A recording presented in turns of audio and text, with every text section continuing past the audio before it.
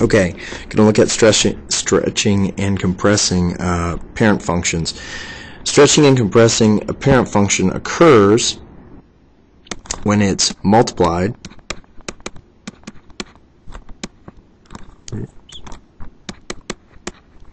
by a constant, which we'll call A. Okay?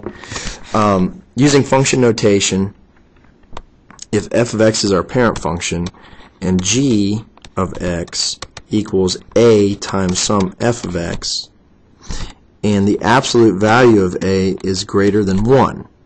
Okay? When you multiply something by something greater than 1, it gets larger. So what you're really saying is the y values of f are getting larger at a quicker rate.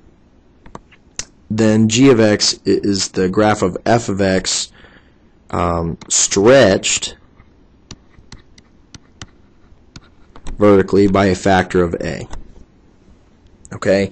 Now, we say it's stretched because it's increasing at a faster rate. But if we have some g of x, which equals some a times f of x, but a falls between 0 and 1, then g of x is the graph of f of x compressed vertically by a factor of a.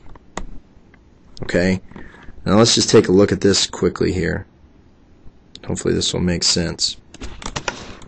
Here's the chart below. Okay? And what I have here is we have our x, and then we also have our parent function. Notice, keep using x squared, so our parent function in this case is x squared. Okay? In red, we will graph g of x. So this is 1/2 x squared. And let's say in green, we'll do 2x squared. Okay? Let's just take a look at this. Notice in red, a equals 1/2. So we're going to get a compression. And in green, a is 2, so we're going to have a stretch. So let's take a look at this. In blue, we already have this here. This is the parent, x squared. And then also, in red, I'm going to go ahead and plot this. At -2, I have 2. At -1, I have 0.5. 0, I'm still at 0. 1 is 0.5. And 2 is 2. So you can see here, when you plot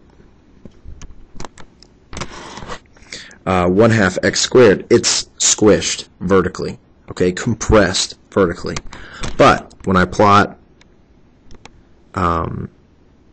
2 times x squared, which we won't be able to get that many points on here, at 0 I have 0, at 1 I have 2, at -1 I have 2, at -2 I have 8, which goes off my graph here. So you'll see that here, with a compression factor of, a stretching factor of 2, gets real skinny.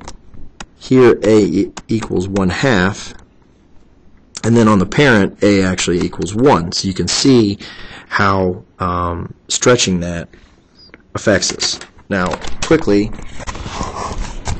what we can do just to illustrate this is go to GeoGebra here.